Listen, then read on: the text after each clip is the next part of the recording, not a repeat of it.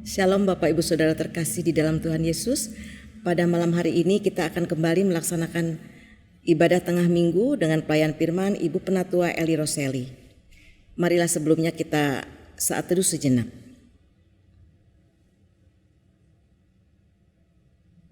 Mari kita naikkan pujian dari PKJ 2.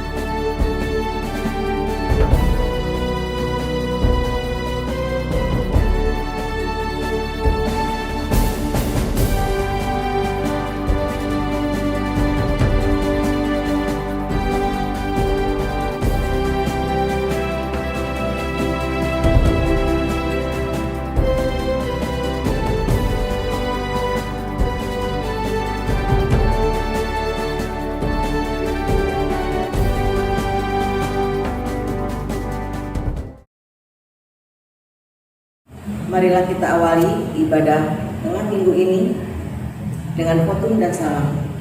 Dalam nama Bapa, Anak, dan Roh Kudus, kasih karunia rahmat dan damai sejahtera dari Allah Bapa dan Kristus Yesus Tuhan kita menyertai kita. Amin. Mari kita sambut dengan menaikkan pujian dari PKJ 58.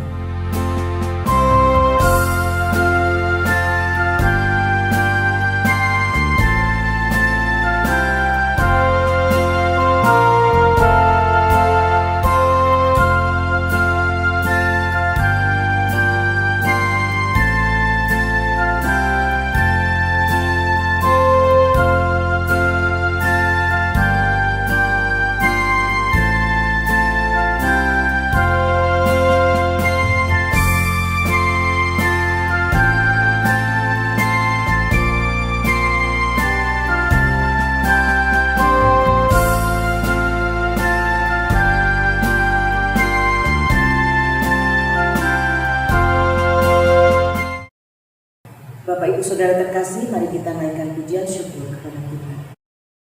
Tuhan adalah gembalaku, takkan kekurangan aku.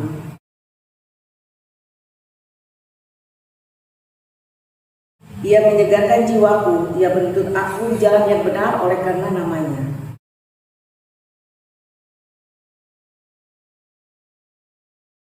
Engkau menyediakan hidangan bagiku di hadapan lawanku. Engkau mengurapi kepalaku dengan minyak. Pialaku penuh melimpah.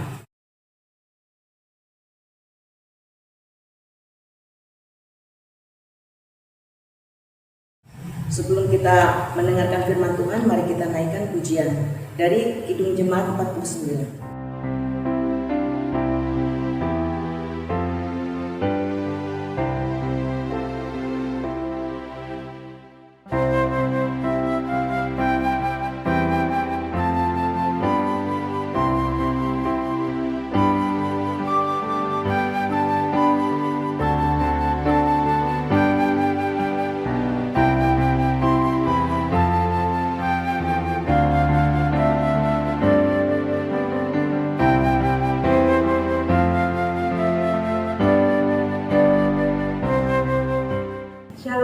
saudaraku terkasih, sebelum kita merenungkan firman Tuhan, mari kita bersatu dalam doa.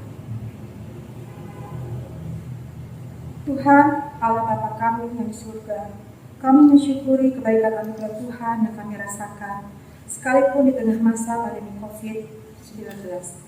Kami tetap dapat merasakan pemeliharaan Tuhan begitu sempurna bagi kami. Saat ini Tuhan, kami ingin membaca dan merenungkan firman-Mu. Pakailah hamba-Mu yang akan menyampaikan firman Tuhan agar sesuai dengan kehendak-Mu. Kiranya Roh Kudus menuntun hati dan pikiran kami. Mampukan kami Tuhan untuk mengerti kebenaran firman-Mu. Dalam nama Yesus kami berdoa. Amin.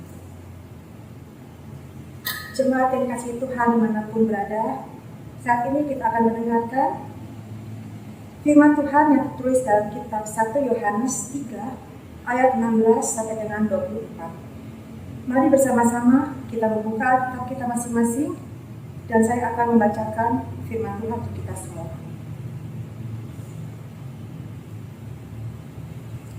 1 Yohanes 3 ayat 16 sampai dengan 24. Demikian firman Tuhan. Demikianlah kita ketahui kasih Kristus, yaitu bahwa Ia telah menyerahkan nyawanya untuk kita. Jadi kita pun wajib menyerahkan nyawa kita untuk saudara-saudara kita. Barang siapa mempunyai harta duniawi dan melihat saudaranya menderita kekurangan, tetapi menutup pintu hatinya terhadap saudaranya itu, bagaimanakah kasih Allah dapat tetap di dalam dirinya? Anak-anakku, marilah kita mengasihi bukan dengan perkataan atau dengan lidah, tetapi dengan perbuatan dan dalam kebenaran. Demikianlah kita ketahui bahwa kita berasal dari kebenaran. Demikian pula kita boleh menenangkan hati kita di hadapan Allah. Sebab jika kita dituduh olehnya, Allah adalah lebih besar daripada hati kita, serta mengetahui segala sesuatu. Saudara-saudaraku yang kekasih, jikalau hati kita tidak menuduh kita, maka kita mempunyai keberanian percaya untuk mendekati Allah. Dan apa saja yang kita minta, kita memperolehnya daripadanya, karena kita menuruti segala perintahnya dan berbuat apa yang berkenan kepadanya. Dan inilah perintahnya itu, supaya kita percaya akan nama Yesus Kristus anaknya, dan supaya kita saling mengasihi sesuai dengan perintah yang diberikan Kristus kepada kita. Barang siapa menuruti segala perintahnya, ia diam di dalam Allah dan Allah di dalam dia. Dan demikianlah kita ketahui bahwa Allah ada di dalam kita, yaitu Roh yang telah Ia karuniakan kepada kita. Demikian firman Tuhan pada malam hari ini. Jemaat Tuhan yang dikasihi dimanapun berada, siapa di antara kita yang tidak pernah merasa bersalah ketika kita melakukan suatu kejahatan, suatu kebohongan, atau sesuatu yang tidak benar? Tentu setiap manusia pasti pernah merasa bersalah. Sebenarnya merasa bersalah itu adalah proses menjadikan seseorang untuk ke arah yang lebih baik. Kebenaran firman Tuhan yang dituliskan oleh Yohanes merupakan salah satu murid Yesus ini mencoba menjelaskan kepada kita akan manfaat dari sebuah hati nurani. Nats kita hari ini banyak bicara soal hati. Ada di ayat 19, 20, dan 21. Ada pepatah yang mengatakan, bila engkau mau hidup benar, maka hiduplah adil, dan jika engkau mau menunjukkan mana ketulusan, maka dengarkanlah suara hatimu. Suara hati menjadi kekuatan bagi kita. Ketika kita melakukan sesuatu yang buruk, maka hati kita akan mengingatkan kita. Karena hati adalah sebuah cermin bagi hidup kita. Hati tidak pernah bisa kita bohongi. Mengapa demikian? Karena dalam hati kita ada Roh Tuhan yang diberikan kepada manusia dan berdiam setiap hari di dalam hati manusia. Bagi Yohanes, hati yang dibicarakan ada kaitannya dengan kasih.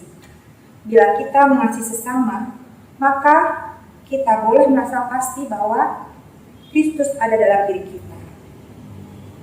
Orang yang percaya Kristus dan kebangkitannya mendapat kuasa dan penyertaan dari Roh Kudus. Roh Kuduslah yang membimbing kita setiap saat, yang menjadikan anak-anak Allah itu berani untuk berbuat benar. Berdasarkan buah-buah roh dalam Galatia, mungkin ada beberapa kehidupan yang tidak berani mengatakan kebenaran, tapi roh itu bisa saja memberikan kesabaran, berbuah kesabaran, ataupun berbuah penguasaan diri terhadap masing-masing orang. Ciri-ciri orang yang dikuasai Roh Kudus juga adalah berani mengasihi tanpa rasa khawatir dan takut. Karena kasih kepada sesama itulah yang dikehendaki oleh Allah. Walau terkadang kita harus merasa bahwa apa yang kita lakukan itu dihakimi oleh sesama kita sendiri. Kita mendapat penilaian yang kadang-kadang menyedihkan hati kita. Situasi ini dilematis bagi kita saat ini. Tidak jarang membuat kita ragu untuk menunjukkan kasih kita kepada sesama, bahkan kita justru menghakimi sesama kita seolah-olah itu adalah kesalahan. Untuk kedepannya jadi kita ragu, kalau kita berbuat sesuatu kebaikan, kita merasa itu akan salah di mata orang lain. Yohanes juga memberikan kita pemahaman seperti di ayat 19. Demikian kita ketahui bahwa kita berasal dari kebenaran. Demikian pula kita boleh menenangkan hati kita di hadapan Allah. Melalui kebenaran tersebut, kita diberikan sebuah perintah yang sangat menarik. Perintahnya adalah percaya yang benar dan melakukan yang benar sesuai dengan tema ibadah kita pada malam hari. Lalu, bagaimanakah kita bisa menuruti apa yang Allah mau? Yang pertama adalah bahwa Allah tahu isi hati kita. Allah tahu motivasi kita. Allah menghendaki kita mengasihi bukan dengan perkataan, tapi dengan perbuatan yang di dalam kebenaran. Hati kita menjadi cermin kehidupan.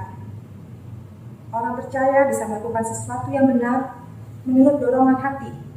Maka lakukanlah itu dalam kehidupan kita. Kita perlu mempunyai mental seorang anak, bukan mental seorang hamba. Mental anak beda dengan mental hamba. Seorang anak punya keberanian untuk berbuat sesuatu berdasarkan kasihnya kepada orang tua, sekalipun harus berlawanan dengan aturan atau cara pandang orang pada umumnya. Sedangkan seorang hamba tidak cukup berani untuk bertindak, apalagi kalau melawan aturan atau kebiasaan pada umumnya. Untuk yang kedua, Tuhan mengatakan di ayat 21 dan 22, saudaraku yang terkasih, jikalau hati kita tidak menuduh kita, maka kita mempunyai keberanian percaya untuk mendekati Allah. Dan apa saja yang kita minta, kita memperolehnya daripadanya karena kita mengikuti segala perintahnya, berbuat apa yang berkenan kepadanya. Dari ayat tersebut dengan jelas dan gamblang terlihat jelas apa mau Tuhan pada hidup kita.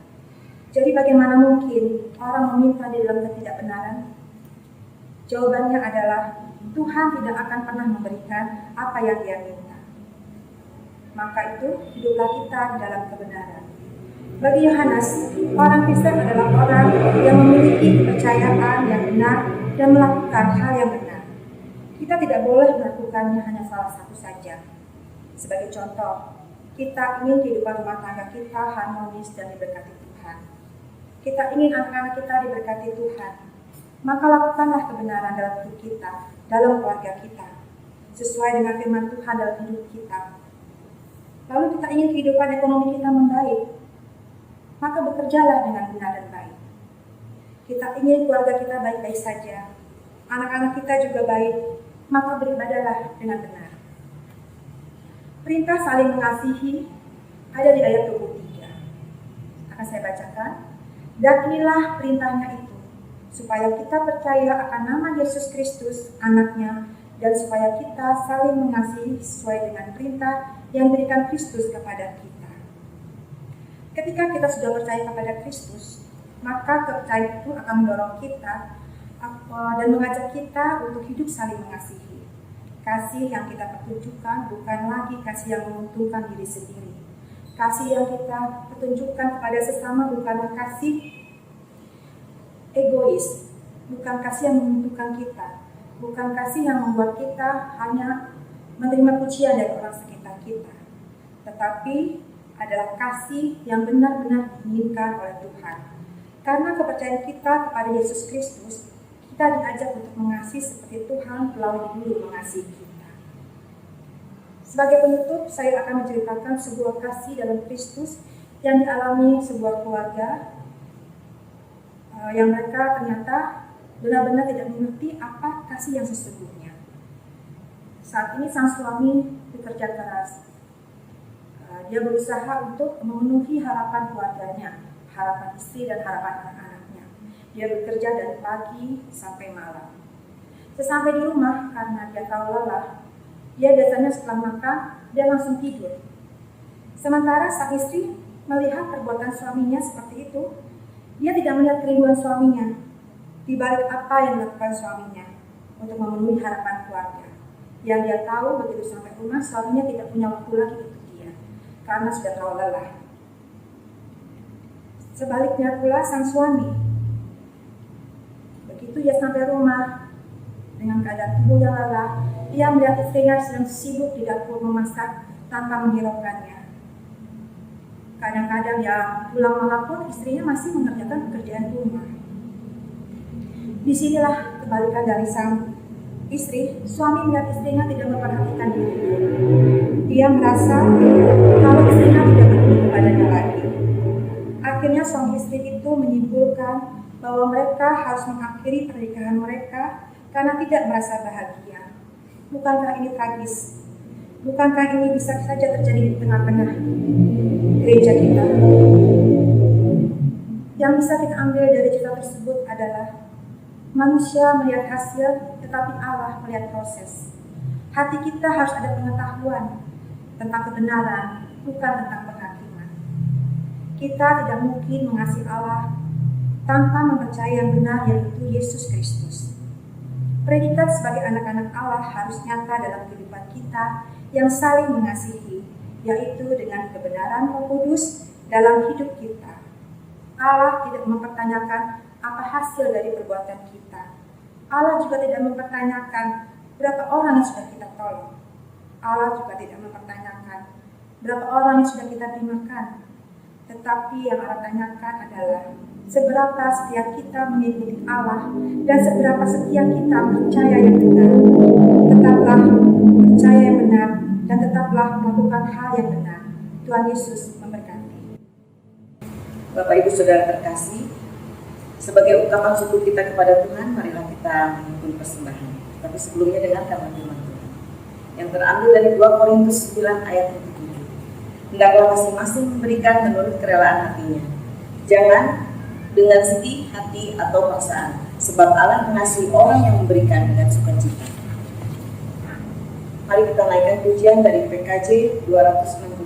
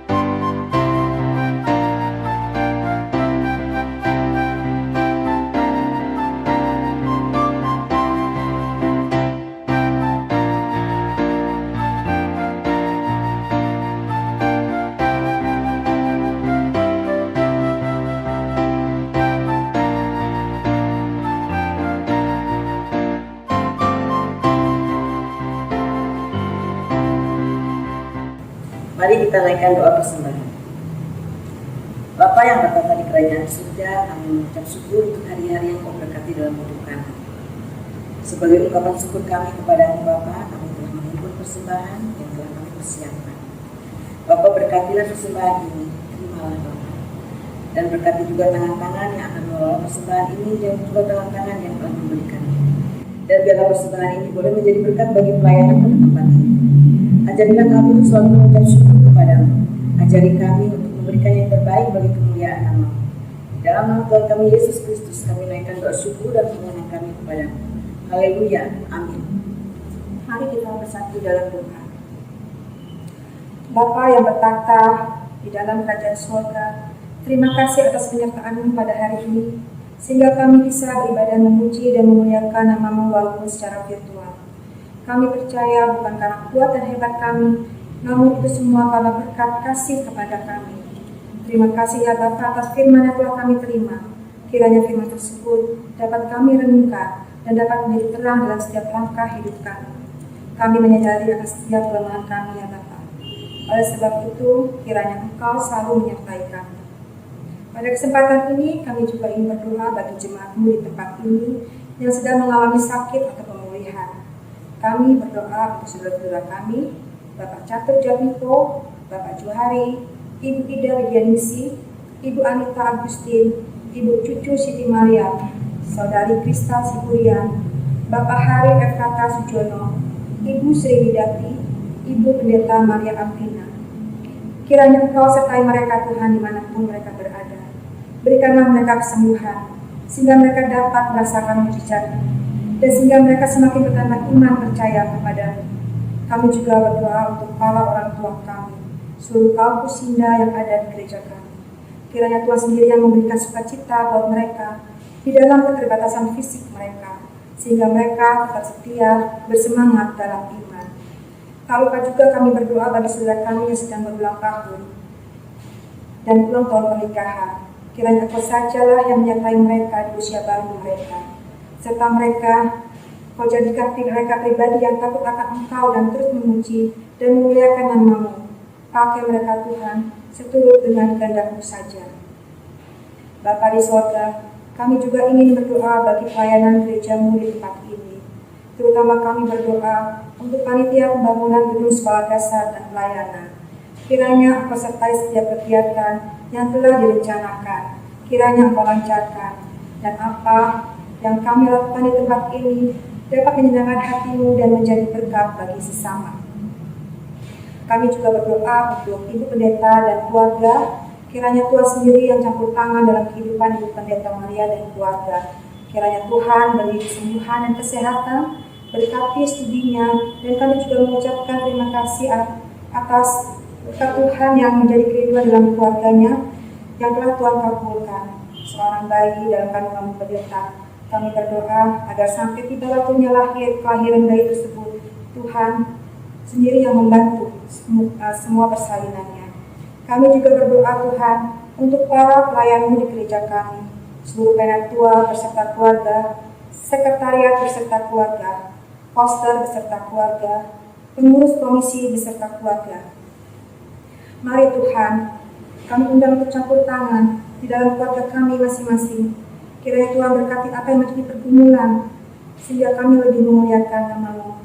Tidak lupa juga Tuhan, kami berdoa bagi jemaat-Mu di tempat ini. Kiranya Kau memberikan kasih dan penyertaan-Mu selalu kepada kami. Berkati keluarga kami, berkati pekerjaan kami, berkati anak-anak kami dalam pendidikannya yang sedang mereka tempuh. Dan bagi jemaat kami yang membutuhkan pekerjaan atau sedang mencari pasangan hidup, kiranya Engkau saja yang sertai dan berikan, karena Engkau tahu apa yang jemaat-Mu butuhkan. Berkatilah pemerintah dan pemimpin kami, serta seluruh aparat di dalam pemerintahan kami. Anugerahkanlah mereka hikmat dan kebijaksanaan yang dari Tuhan, agar mereka dapat membangun negara kami, dan bimbinglah mereka menerapkan aturan-aturan yang baik demi kemakmuran dan kesejahteraan rakyat Indonesia, serta untuk kemuliaan nama-Mu ya Tuhan. Untuk pemerintah daerah dan pemerintah pusat, kiranya Tuhan sertai pemimpin-pemimpin kami dalam rangka mereka menyediakan kebutuhan negeri kami untuk memerangi pandemi COVID-19. Tuhan berkati seluruh tenaga kesehatan dan vaksin yang akan digunakan. Ya Bapa, sebenarnya masih banyak doa dan permohonan yang ingin kami panjatkan kepada-Mu. Namun kami tahu Engkau terlebih dahulu mengetahui apa yang ingin kami sampaikan dan apa yang kami perlukan. Doa yang masih jauh dari kurang sempurna ini kami alaskan hanya di dalam nama-Mu saja yang telah mengajarkan kami berdoa. Bapa kami yang di surga, dikuduskanlah nama-Mu, datanglah kerajaan-Mu, jadilah kehendak-Mu di bumi seperti di surga. Berikanlah kami pada hari ini makanan kami yang secukupnya, dan ampuni kami akan kesalahan kami, seperti kami juga mengampuni orang yang bersalah kepada kami. Dan jangan membawa kami ke dalam pencobaan, tetapi lepaskanlah kami daripada yang jahat. Engkau yang punya kerajaan, dan kuasa, dan kemuliaan, sampai selama-lamanya. Amin. Kita lahir dari Allah, artinya kita punya sifat dasar yang Allah miliki, yakni kasih. Kasih itu tidak terbatas oleh hukum, aturan, dan ketakutan. Kasih yang ditunjukkan Yesus adalah benar, berani melawan yang jahat dan melawan dunia, bahkan mengorbankan diri demi mengasihi manusia. Pulanglah dengan damai sejahtera dan terimalah berkat Tuhan. Semoga Allah, sumber pengharapan, memenuhi kamu dengan segala sukacita dan damai sejahtera dalam iman kamu, supaya oleh kekuatan Roh Kudus, kamu melimpah-limpah dalam pengharapan.